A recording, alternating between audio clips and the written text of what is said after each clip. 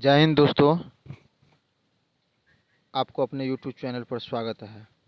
दोस्तों, आज हम ऑब्जेक्टिव के लूसेंट के ऑब्जेक्टिव चर्चा करने जा रहे हैं, जो इस प्रकार है। तो दोस्तों, इसमें हम सिर्फ ऑब्जेक्टिव को चर्चाएँ करेंगे। ये संविधान की ऑब्जेक्टिव है, लूसेंट संविधान के ऑब्जेक्टिव, जो इस प्रकार है। देखिए आप सभी, हमको इसका उत्तर जो है सो हम इसके माध्यम से हम अब आपको बताएंगे प्रत्येक का ऑब्जेक्टिव के साथ कि क्या है, इसका कौन सा उत्तर होगा। तो ठीक है फ्रेंड्स, आप लोग बने रहिए। क्या है, B.R. अम्बेडकर अर्थात डॉक्टर भीमराव अंबेडकर और महात्मा गांधी के मध्य सन 1932 में हस्तांतरित पूना समझौता में प्रावधान था। B.R. अम्बेडकर और महात्मा गांधी के मध्य सन 1932 ईस्वी, कब, तो 1932 ईस्वी में हस्तांतरित पूना समझौते में प्रावधान था। अब क्या था प्रावधान, सो देख लीजिए। पहला ऑप्शन है भारत के लिए डोमिनियन स्थिति बनाए जाने का। बी नंबर है मुसलमान के लिए पृथक निर्वाचन का क्षेत्र का, हरिजनों के लिए पृथक निर्वाचन क्षेत्र का और हरिजन के लिए आरक्षण सहित संयुक्त निर्वाचन क्षेत्र का। तो ये सारे ऑप्शन दिए हुए हैं, A, B, C, D, जो हम आपको सामने में पढ़कर सुना दिए हैं। और एक बात बाबू लोग आपको बता दूं कि अगर जिस प्रकार ऑब्जेक्टिव पढ़ना चाहते हैं, ऑप्शन को ना चर्चा करें, डायरेक्ट हम आंसर मारे, क्वेश्चन पढ़े डायरेक्ट आंसर मारे, तो आप लोग माध्यम के कमेंट के माध्यम से, टिप्पणी के माध्यम से आप लोग हम तक पहुंचाने की कृपा कीजिएगा। तो हम उसी के आधार पर डायरेक्ट ऑब्जेक्टिव, हमको भी वही उचित लगता है कि डायरेक्ट हम ऑब्जेक्टिव को चेन मार कर निकलते जाए। इसमें चर्चा क्या करें, जो दिया ही हुआ है, सबके पास लूसेंट भी है, हुआ ही होगा। तो ठीक है दोस्तों, तो आप सबों के कमेंट के इंतज़ार है हमें। फरमाइश कीजिएगा कि कैसा चाहिए, तो हम कोशिश करेंगे उस तरह से पहुंचाने का। तो B.R. अम्बेडकर और महात्मा गांधी के मध्य सन 1932 स्थित ईस्वी में हस्तांतरित पूना समझौता में प्रावधान था। तो इसका डी ऑप्शन हो जाएगा, हरिजन के लिए आरक्षण सहित संयुक्त निर्वाचन क्षेत्र। क्या है, हरिजन के लिए आरक्षित सहित निर्वाचित क्षेत्र। दूसरा क्वेश्चन है दोस्तों, दूसरा क्वेश्चन है आपको सूची 1 और सूची 2, सूची 1 और सूची 2 के साथ सुमेलित कीजिए और सूचियों के नीचे दिए गए कूट का प्रयोग कर सही उत्तर का चयन कीजिए। पहला है सूरत विभाजन, सूची 1 है, सूची 1 है, सूची 2 है। इसमें से मिलान करना है किसके साथ कौन कनेक्ट होगा। तो सूरत विभाजन जो इस प्रकार है, तो वैसे ऑप्शन के हिसाब से इसमें 2 नंबर का बी आंसर हो जाएगा। क्या हो जाएगा दोस्तों, बी नंबर हो जाएगा, बी नंबर हो जाएगा। इसका बी नंबर अर्थात बी नंबर से स्पष्ट हो रहा है कि सूरत विभाजन हुआ था। ये ऑप्शन ए है। ये इस प्रकार दिया है, अंक है 1 2 3 4 5। यहाँ 4 दिया हुआ है, प्रश्न पूछे है 1 2 3 4, A, B, C, D, इस साइड 5 दिए हुए हैं। तो अब सूरत विभाजन कब हुआ था, तो बी में देखना है। 1 4 नंबर पे आइए। तो सूरत विभाजन हुआ था 1905 ईस्वी में। तो इसका 1 का हो जाएगा, 1 के साथ अटैचमेंट हो जाएगा 4 नंबर का, सॉरी 1907 ईस्वी में।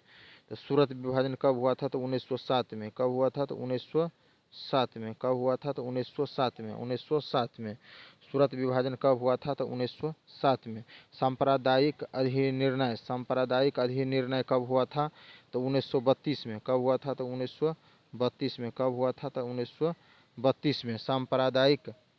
सांप्रदायिक अधिनिर्णय कब हुआ था, तो 1932 में। सांप्रदायिक अधिनिर्णय कब हुआ था, तो 1932 में। सांप्रदायिक अधिनिर्णय कब हुआ था, तो 1932 में। सर्वदलीय सम्मेलन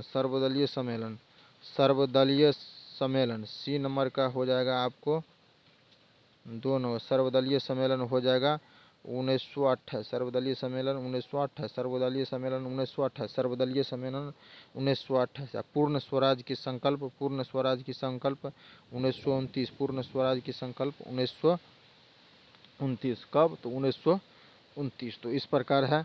फिर से एक बार बता दूं कि सूरत विभाजन कब हुआ था। देखिए ऑब्जेक्टिव के साथ साथ आपका ईस्वी भी याद हो रहा है, तो ये भी ध्यान दीजिए। ताकि ये 4 क्वेश्चन है, इसमें से छांटना है 5। अगर इसमें 4 ही रहता तो अगर एक गलती होता है तो ऑलरेडी एक गलती और हो जाता है, और एक 3 बन गया, एक नहीं भी जान रहे हो तो उसका छूटा हुआ तो उसमें बात बन जाता है। इस टाइप के देखिए नीचे में यहाँ पर भी दिया है कि IAS UPSC में पूछा हुआ है, तो इसलिए इस टाइप के क्वेश्चन में फंसाए हुए रहते हैं। लेकिन पूछा है 1997 में ही, अब का इससे भी स्टैंडर्ड क्वेश्चन आ रहा है। क्वेश्चन इस हम आप लोग कहिएगा तो हम कमेंट के माध्यम से कहिएगा UPSC का क्वेश्चन दिखाने के लिए, तो हम दिखाएंगे, चूँकि हम भी उसी का तैयारी कर रहे हैं और देखते भी है, क्वेश्चन बराबर देते हैं, एग्ज़ाम भी देते हैं, हालांकि पास नहीं हो रहे हैं जी। तीसरा नंबर का क्या है, निम्नलिखित में से किस अधिनियम द्वारा भारत के गवर्नर जनरल को अध्यादेश जारी करने की शक्ति प्रदान की गई है। हम और सब्जेक्टिव लुसेंट में इन्हीं सबों की चर्चा करते हैं, उसी के आधार पर ये ऑब्जेक्टिव की हम चर्चा कर रहे हैं। तो फ्रेंड्स इससे पहले हम कुछ उस वाला एपिसोड में आप लोग देखिएगा कि हम इसकी चर्चा भी कर चुके हैं ऑलरेडी। वहाँ देखिएगा क्या है कि निम्नलिखित में से किस अधिनियम द्वारा भारत के गवर्नर जनरल को अध्यादेश जारी करने की शक्ति प्रदान की गई है। UPPCS में पूछा है 1947 में, UPPCS में पूछा है 1947 ईस्वी में। तो इसका आंसर हो जाएगा बी नंबर, आंसर हो जाएगा बी नंबर, भारतीय परिषद अधिनियम 1881, भारतीय परिषद अधिनियम 1881, भारतीय परिषद अधिनियम 1881। नेक्स्ट क्वेश्चन है, सुमेलित कीजिए, नीचे दिए गए, फिर भी उसमें भी वही बात है।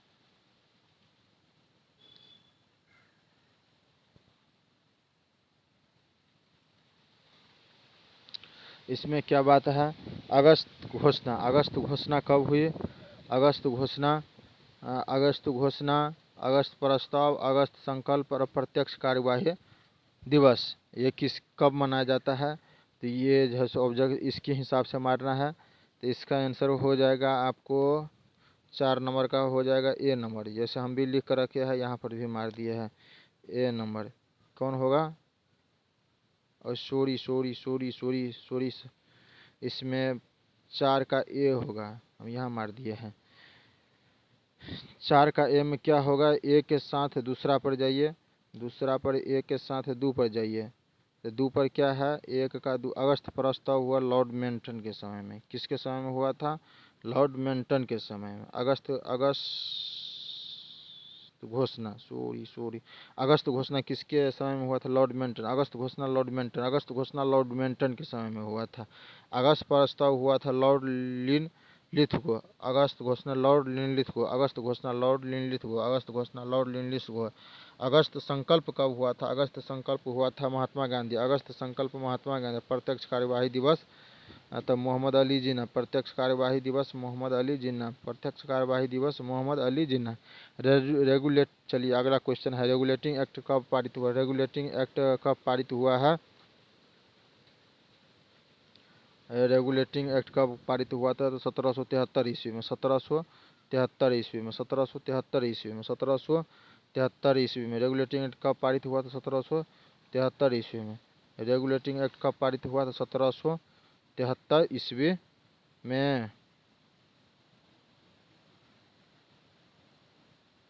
भारत के गवर्नर जनरल को किस एक्ट के द्वारा, भारत के गवर्नर जनरल को किस एक्ट के द्वारा, भारत के गवर्नर जनरल को किस एक्ट के द्वारा अपनी समिति के निर्णय को अस्वीकार करने का अधिकार मिला, अस्वीकार करने का अधिकार मिला। भारत के गवर्नर जनरल को किस एक्ट के द्वारा अपनी समिति के निर्णय को अस्वीकार करने का अधिकार मिला। तो ये इसका आंसर हो जाएगा,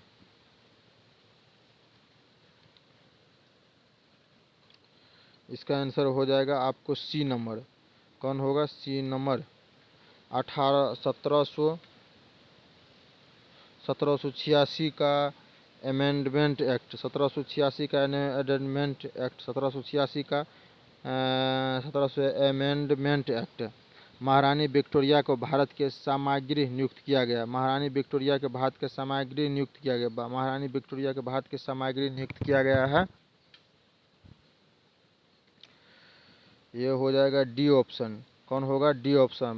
महारानी विक्टोरिया को भारत के सामग्री नियुक्त किया गया है तो 1858 ईस्वी को, 1858 ईस्वी को।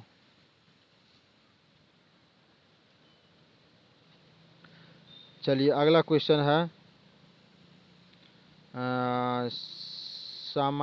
साम्राज्य विक्टोरिया ने 1858 की घोषणा में भारतीयों को बहुत सी चीज़ें दिए जाने का आश्वासन दिया गया। निम्न आश्वासनों में से कौन सा ब्रिटिश शासन ने पूरा किया? इनमें से कौन आश्वासन? देखिए, आज़ादी साम्राज्य विक्टोरिया के समाधान में घोषणा किया, भारत को बहुत सी चीज़ें दिए जाने के आश्वासन दिया, मतलब ये देंगे वो देंगे, देते देते क्या नहीं दिया जो ब्रिटिश शासन ने पूरा किया। निम्न आश्वासन में से कौन सा ब्रिटिश शासन ने पूरा किया इस बात को?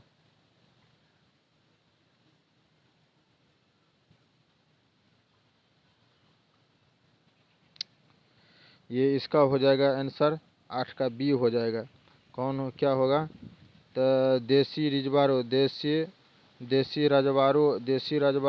की यथा स्थिति बनाए रखी जाएगी। नेक्स्ट है मिंटो मार्ले सुधार का उद्देश्य क्या था? मिंटो मार्ले सुधार का उद्देश्य क्या था? तो ये हो जाएगा 9 का हो जाएगा ए नंबर। पृथक निर्वाचन प्रणाली क्या होगा? तो पृथक निर्वाचन प्रणाली क्या होगा? पृथक निर्वाचन प्रणाली। मार्ले मिंटो सुधार बिल किस वर्ष पारित हुआ? मार्ले मिंटो सुधार बिल किस वर्ष पारित हुआ? ये 10 का बी होगा। 10 का बी होगा 1909 ईस्वी में। 1909 ईस्वी में मुसलमानों के लिए अतिरिक्त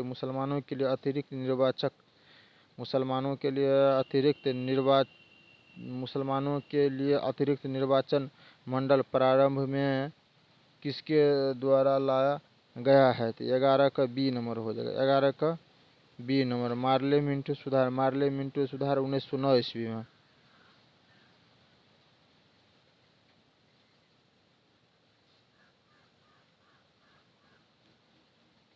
मुसलमानों के लिए अतिरिक्त निर्वाचन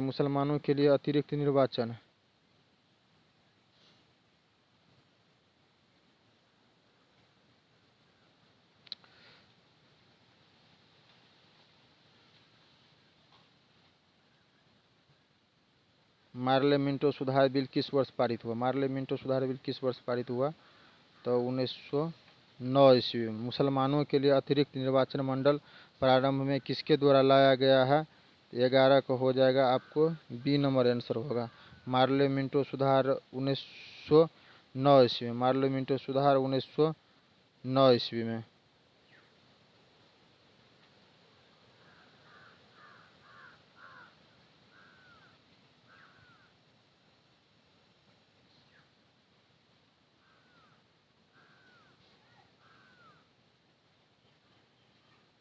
दोस्तों आज के लिए इतना ही। ऑब्जेक्टिव का सोचे थे पूरा करेंगे लेकिन पूरा नहीं कर पाएंगे, बहुत आवाज़ होता है, आंधी भी आने वाली है और आज अभी बहुत थोड़ा, तो इसलिए जो है सो हम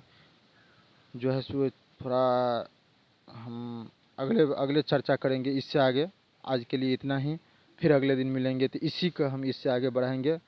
तब तक के लिए गुड नाइट, जय हिंद, जय भारत।